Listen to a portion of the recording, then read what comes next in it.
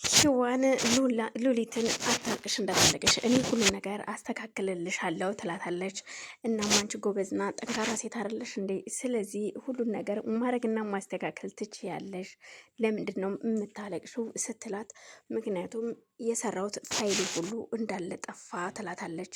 እንዴት ፋይልሽ ሊጠፋ ይችላል? ግን ደግሞ እናም እሺ ታዲያ ምን ማድረግ አለብኝ? ምክንያቱም ቅስሜ የተሰበረ ስትላት፣ አይዞሽ እንደዚህ እንዳትሆኝ ራስሽን ጎበዝና እኔን ብዙ ነገር አድርገሽኛል። እዩልሽ እኔ እዛ ውጭ በነበርኩበት አሳይመንቴን ሁሉ እንዳለ ጠፍቶብኝ ነበር። ምክንያቱም በተኛሁበት ሌቦች ገብተው ሊገሉኝ ራሴን ለማዳን ብንነስል አንገቴ ላይ ምን እንደተፈጠረ አላውቅም። እናም ራሴን ስቼ ወድቄ ነበረ። ስነቃ ግን ከ8 ሰዓት በኋላ ራሴን ያገኘሁት ሆስፒታል ነበረ። በዛን ሰዓት የማቀርብበት ፕሮግራም ነበረ። ከ8 ሰዓት በኋላ ተነስቼ አለቃዬ ይዞኝ ወደ ፕሮግራም ወደማቀርብበት ቦታ ይዞኝ ይሄዳል። በሚገርም ነበር። እኔ ሰውነቴ በፋሻ ተጠቅልሎና በዊልቸር ነበር የሚሄደው። በዛን ሰዓት በዊልቸር ተነስቼ ሄጄ እንኳን ያቀረብኩት ፕሮግራም በጣም ደስ የሚልና ውጤታማ ነበርኩኝ።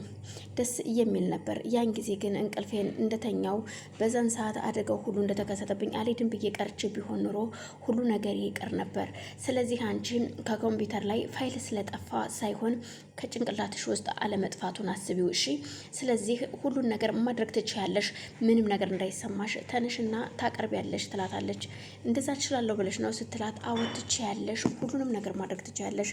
እናም ተነሽ ልብስሽን ለባብሽና እንሄዳለን ትላታለች። ግን በዛን ሰዓት ዴብም ሆነ ማንም የማያውቀው እሷ የምትሰራው ስራ ዋናው የነዴብን ስራ የምታሰራው ዋና ቡድን መሪ ሆና የመጣችው ራሷ ሂዋን ነበረች። ይህን ሁሉ የሚያውቅ ሰው የለም።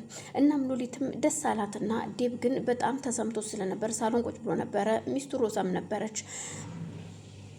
እናም እዛ ቁጭ ባሉበት ቆይ እኔ የምለው እኔ የኔ እርግዝና ምንም መስሎ የማይታይህ የሉላ ፋይል ጠፋ ብለህ ግን እንደዚህ ያደርግሃል ስትለው፣ ይኸውልሽ እንደሱ ሳይሆን እኔ እኮ ስላንቺ ልጅ እኮ ሳልጨነቅ ቀርቼ አይደለም። ደስታዬ ከህፃን እየበለጠ ነው፣ ከእንደ ህፃኖች እየቦረቀ ነው ውስጤ። ቢገርምሽ ግን ደግሞ እንደዛ የለፋችበት ነገር ስለጠፋ ትንሽ እሷ ስላዘነች ነው እንጂ ልጅቷ ጎበዝ ስለሆነች ነገም ትሰራዋለች፣ ይስተካከላል። ዛሬ ባልፍ ነገ ይስተካከልላታል ይላታል። ቆይ አንተ እሷን አጋሽና ረዳቱ ነህ፣ እንደ መዥገር ከላይ ላይ ተጣብቃ አልላቀቅ የሚሉት ነገር ግን እኔን እያሳሰበኝ ነው ስትለው፣ እንደዚህ ማለት የለብሽም ይኸውልሽ፣ ይሄ አጉል የቅናት መንፈስ ይባላል። እናም ሮዛ ራስሽን ለምን እንደዚህ ታስጨንቂዋለሽ ሲል እዛው ቁጭ ያለው ባንቴሮ ይነግራታል። አንተን እየጠራህ የለም ከዚህ ውስጥ አርፈ ተቀመጥ ስትለው፣ አይ ተጠርቼ ሳይሆን የመሰለኝን እየተናገርኩ ነው። ምክንያቱም እነዚህ ሰዎች ነገ ጧት ዛሬ ይወድቃሉ ተብለው የታሰቡት ሰዎች ነገ ይነሳሉና ሲነሱ ግን ደግሞ እንዴት ማድረግ እንዳለብሽ የማትችይበት ደረጃ ላይ ትደርሻለሽ ብዬ ነው። እናም ስለዚህ ራስሽን ብታረጋጊው መልካም ነው ሮዛ ይላታል። ዴብን በጣም ተበሳጭቶ ስለነበር ምንም አላለም። እዩልሽ ነገሮችን አረጋጊ፣ እኔ አንቺን ጠልችሽ አይደለም፣ ግን ደግሞ ልጅቷ ስትሳቀቅም ምንም ስትል ማየት ስለማልፈልግ ነው ይላታል። በዛን መሀል ሉሊት የባህል ልብሷን ለብሳ ነጭ በነጭ ለብሳ ትመጣለች። እናም ከፊታቸው ሄዳ እንደቆመች ቆይ ሉሊትዬ እንዴት ነው ሲላት፣ ወንድሜ እያረፈድን ይመስለኛል፣ ስለዚህ አሁን እኮ መሄድ እንችላለን ትለዋለች። ቆይ ወዴት ነው የምንሄደው ሉላ ሲላት፣ እንዴ ወደዛ ነው ወደ ፕሮግራሙ እንሄዳለን፣ ማቅረብ አለብኝ ስትለው፣ እንዴት ብሎ ነገሩ ሁሉ እኮ አሁን ተበላሽቶብሻል አይደል? ፋይሉ የት አለ ሲላት፣ እንዴ ወንድሜ ፋይሉማ ጭንቅላቴ ላይ አለ ትለዋለች። ማለት አልገባኝም ሲል፣ በቃ ወንድሜ ፋይሉ ጭንቅላቴ ውስጥ አለ፣ ስለዚህ ጭንቅላቴ እንጠቀመዋለው ስትለው፣ ሮዛ በጣም ትደነግጣለች።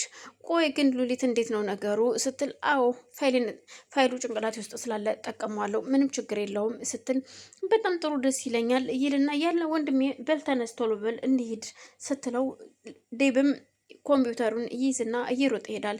ከኋላቸው ሂዋንም ተከትላቸው በሉ ደህና ዋሉ ትልና ሁለቱን ጥላቸው ትሄዳለች። መኪና ላይ ያሉ ሲሄዱ ፕሮግራማቸውን ሲካፈሉ ሉሊት ባላሰቡት መንገድ ጎበዝና አንደኛ ተብላ ተጠርታ ፕሮግራሟን ጨርሳ አጠናቃ ትመለሳለች። ሲመለሱ መኪና ላይ ከመግባታቸው በፊት ዛሬ በጣም ደስ ብሎኛል ይላታል። ግን እኮ አንድ የደበኳችሁ ነገር አለ ታውቃለህ? ግን ይህን ሁሉ ፕሮግራም ይዤ የመጣሁትኝ እኮ እናንተ የመሰላችሁ ቤተሰብ ጠየቃ ነው እንጂ ሌላ ነገር አይደለም አይደል ስትል ዴብን አዎ፣ ግን የዚህ ቡድን ዋና መሪዋ እኮ እኔ ነኝ ይሄን አታውቅም እንዴ ስትለው ዴቭ በጣም ይደነግጣል። አቅፎ ከሳማት በኋላ የእውነት አንቺ ነሽ? ግን አዎ እኔ ነኝ ዋና የፕሮግራሙ መሪ እኔ ነኝ፣ ከዛም ቡድኑን ይዤ የመጣሁት እኔ ነኝ ስትለው በጣም ደስ ይለውና ዛሬ ጥፍ ድርብ የሆነ ደስታ ነው ያለኝ በጣም ደስ ብሎኛል ብሎ ሁሉንም አቅፎ ከሳማ በኋላ ቆይ ምንድነው ደስታ ወንድሜ ስትል ሉላ ትጠይቋለች። ሉሊትም ይኸውልሽ አንደኛው ደስታ ያንቺ፣ ሁለተኛው ደስታ ደግሞ የሮዛ ሲል ሂዋን በጣም ትናደድና ፊቷን አዙራ ሩጣ መኪና ውስጥ ትገባለች። ከዛም ቆይ ግን አልገባኝም፣ ለምንድን ነው ግን ሂዋን እንደዚህ የምትሆነው አልገባኝም፣ አልተረዳሃትም ስትለው እኔ አላቅም ምን እንደተሆነ የማውቀው ነገር የለም ሉሊት፣ በቃ አሁን አንቺም ወደ መኪና ግቢ ይላትና አይ ለምናልባቱም ግን ብትረዳት መልካም ነው ትለዋለች። ሉሊትም እሺ ይሉና መኪና ውስጥ ይገቡና ወደ ቤት ይመጣሉ። ወደ ቤት እንደመጡ ደስ እያላት ፊት ለፊት ቁጭ ብሎ ባንቴሮ እንዴት ነህ ሲሉት ደህና ነኝ፣ እሺ ምንድን ነው ምን አዲስ ነገር አለ እያሉ በነበረበት ሰዓት ከፊት ለፊት ሮዛ ስትመጣ እሺ ሉሊት እንዴት ነው እንዴት ሆነ ሲል ሉሊት እኮ በአንደኛ ደረጃ አሸናፊ ሆነችና ተፈልጋ ተጠርታለች ሲል ይነግራታል። ሮዛ በዛን ሰዓት ተደነግጥና እንዴት እንደዚህ ሊሆን ይችላል ስትል ሉሊት ጭንቅላቷ ምሁርና ክፍት ነው።